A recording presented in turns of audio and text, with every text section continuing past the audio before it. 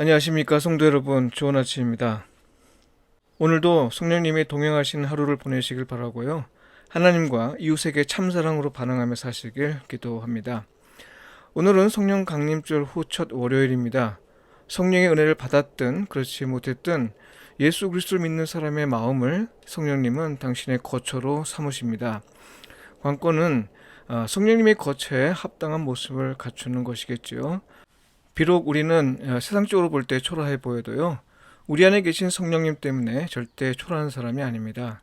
질그릇 안에 보배를 담고 있으니 보통 질그릇이 아니죠. 모두가 탐내는 그런 그릇입니다. 부디 우리 안에 성령님을 소멸하는 일이 없도록 일상의 삶에서 예배자로 사시길 축복하며 기도합니다. 오늘 묵상 본문은 사도행전 2장 37절로 47절까지의 말씀입니다. 그들이 이 말을 듣고 마음에 찔려 베드로와 다른 사도들에게 물어 이르되, 형제들아, 우리가 어찌할꼬 하거늘 베드로가 이르되, 너희가 회개하여 각각 예수 그리스도의 이름으로 세례를 받고 죄 사함을 받으라. 그리하면 성령의 선물을 받으리니 이 약속은 너희와 너희 자녀와 모든 먼데 사람 곧 주 우리 하나님이 얼마든지 부르시는 자들에게 하신 것이라 하고, 또 여러 말로 확증하며 권하여 이르되, 너희가 이 패역한 세대에서 구원을 받으라 하니, 그 말을 받은 사람들은 세례를 받음에 이 날에 신도의 수가 3천이나 더하더라. 그들이 사도의 가르침을 받아 서로 교제하고 떡을 떼며 오로지 기도하기를 힘쓰니라.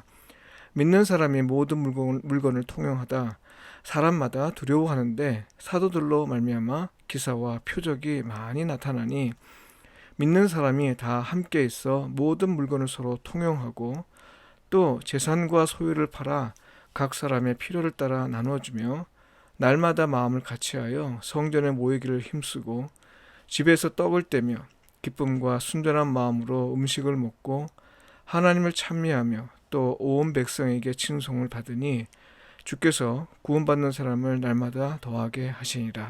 아멘. 베드로의 설교에 반응한 결과, 이 제목으로 말씀을 묵상하겠습니다. 베드로 설교의 요지는 구약의 역사를 통해 계시했고 또 선지자들이 예언했던 메시아가 바로 예수 그리스도라는 것이고요. 예수를 그리스도로 인정하지 않으려던 사람들은 그를 이방인 곧 로마인의 손을 빌려 죽였으나 하나님은 그를 죽은 자 가운데서 다시 일으키사 우리의 주요 그리스도가 되게 하셨다는 겁니다. 이 말을 들은 사람들의 반응은 어떠했습니까? 그들은 마음의 찔림을 받아 탄식하며 외쳤습니다. 형제들아, 우리가 어찌할꼬? 자기들이 무엇을 했는지 그 의미를 알지 못한 채 그저 종교 지도자들이 지시하는 대로 했을 뿐이지만, 베드로의 설교를 듣고는 갑자기 자기들이 무슨 짓을 했는지 깨닫게 된 겁니다. 이에 베드로는 즉각적으로 그들이 무엇을 행해야 하는지 선포하였는데요. 첫째, 회개하라. 둘째, 예수 그리스도의 이름으로 세례를 받고 죄사함을 받으라. 그러면 셋째, 성령의 선물을 받을 것이라, 이렇게 말합니다. 그리고 이것을 하나님의 약속이라고 말하면서 하나님의 부르심에 응답하여 나오는 모든 자에게 주신 것이라고 했습니다. 결국 베드로의 설교에서 핵심은요, 사람들이 성령을 받는 사실 그 자체를 강조하는 데 있지 않고요, 사람들이 패역한 세대에서 구원 받아야 한다는 것입니다. 달리 말해서 성령을 선물로 받는 사람이라면 누구나 기대할 수 있는 일이 있다는 것인데요.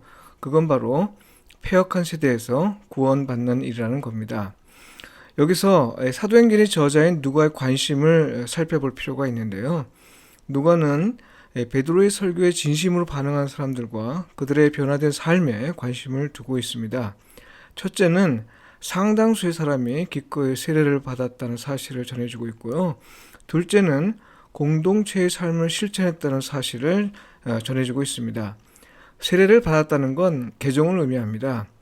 유대교를 떠나 예수를 그리스도로 믿고 따르는 사람이 되었다는 거죠.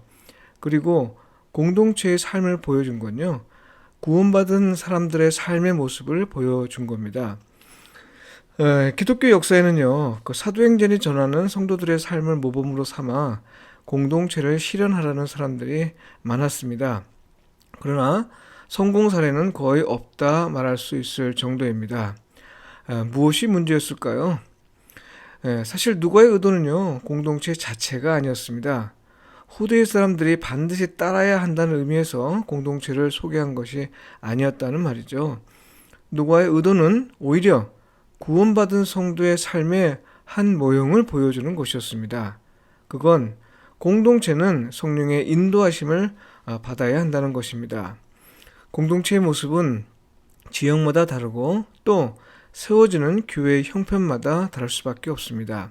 중요한 건 구원받은 성도의 삶이 있어야 한다는 사실입니다. 그러니 질문은 이래야 합니다.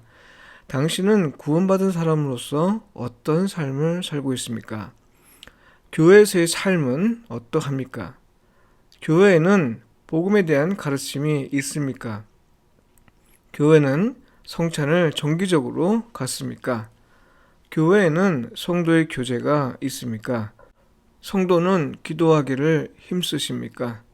교회는 공동체 내 물질적으로 연약한 자를 얼마나 배려하고 있습니까?